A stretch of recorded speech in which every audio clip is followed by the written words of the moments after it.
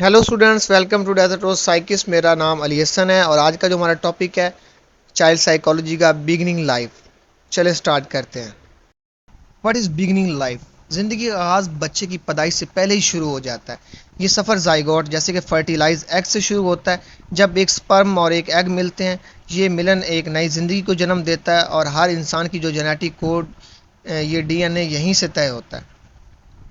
For example, जब बच्चे की माँ बाप का जेनेटिक मटेरियल मिलता है तो जाइगोट बनता है, जो मिलियन सेल्स में डिवाइड होता है और एक आखिरकार एक पूरा बच्चे को जन्म देता है।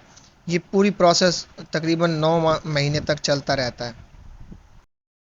What is our inheritance? हमारी विरासत या इनहेरिटेंस वो जेनेटिक इन्फॉर्मेशन है जो हमें हमारे वालदैन से मिलती है। इसमें जीन्स शामिल हैं जो हमारी फिज़िकल और बिहेवियर ट्रेस को तय करते हैं। ये जीन्स हमारी हेल्प करते हैं, जैसे कि हमारी हाइट, स्किन कलर्स और कुछ केसेस में हमारी हेल्थ कंडीशन को तय करना। अगर किसी के माँ बाप दोनों लंबे हैं तो बच्चे का लंबा होना तय होता है, उसके चांसेस बढ़ जाते हैं। इस तरह दोनों वालदैन में अगर डायबिटीज़ है तो बच्चे में भी ये बीमारी होने की खतरा बढ़ जाता है। From conception to birth. अब कंसेप्शन से पैदाइश तक का सफ़र 3 स्टेजेस पर मुबनी होता है: जर्मिनल स्टेज, एम्ब्रियोनिक स्टेज और फीटल स्टेज। जर्मिनल स्टेज में क्या होता है, ये स्टार्ट से वीक तक 2 वीक तक होता है। ये वो मरला होता है जब जाइगोट डिवाइड होता है और यूट्रस के दीवार से चिपक जाता है। अब एम्ब्रियोनिक स्टेज 3 से 8 वीक तक रहता है। इस मरले में एम्ब्रियो का जो डेवलपमेंट शुरू होता है, जहाँ दिल, दिमाग और दूसरे अहम अज़ाब बनते हैं। फिर फिटल स्टेज है, ये 9 वीक से बर्थ तक होता है। ये मरला फिटस का तैयार होने का होता है, जहाँ हर अज़ा अपनी जगह बना लेता है और बच्चे का जो वज़न बढ़ने लगता है। एक माँ का बच्चे की डेवलपमेंट को देखना और देखने का तजर्बा अल्ट्रासाउंड स्कैन के ज़रिए हो सकता है, जहाँ वो अलग अलग स्टेजेस में अपने बच्चे को देख सकते हैं और उसका डेवलपमेंट फॉलो कर सकते हैं। The newborn adjustment to the world. अब पैदाइश के बाद एक बच्चे को नई दुनिया में एडजस्ट करना होता है। ये एडजस्टमेंट फिज़िकल और सेंसरी एबिलिटीज़ को डेवलप करने से होता है।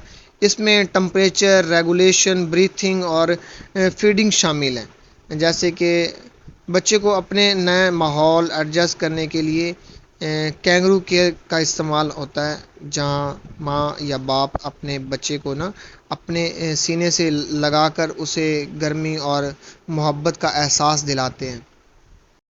From relationships.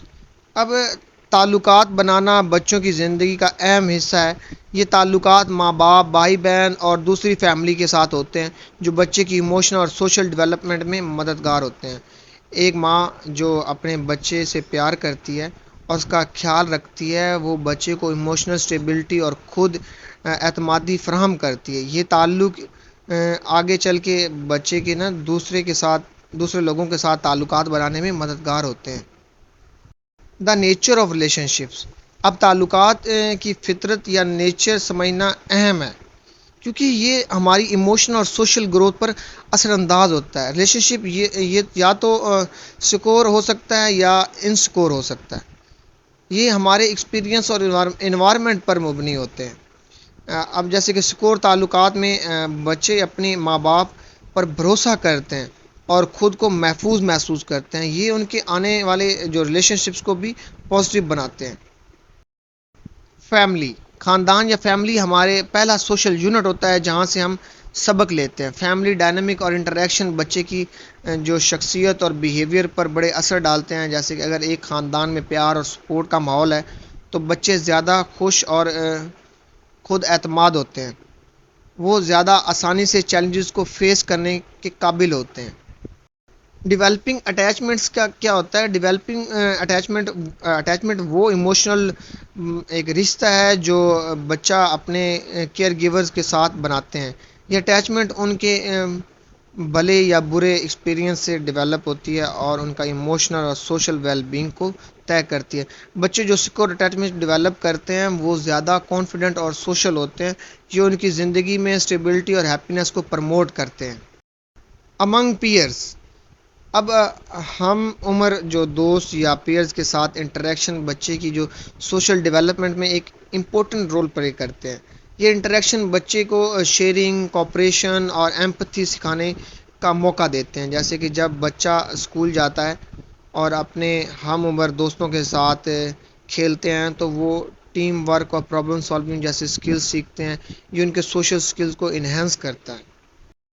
اسٹوڈنٹس امید کرتا ہوں آج کا لیکچر آپ کو سمجھ آیا ہوگا. اگر آپ کو لیکچر اچھا لگا چینل کو سبسکرائب کریں, بیل آئیکن کو دبانا مت بھولیں, ویڈیو کو لائک کریں, کمنٹ کریں. Thank you.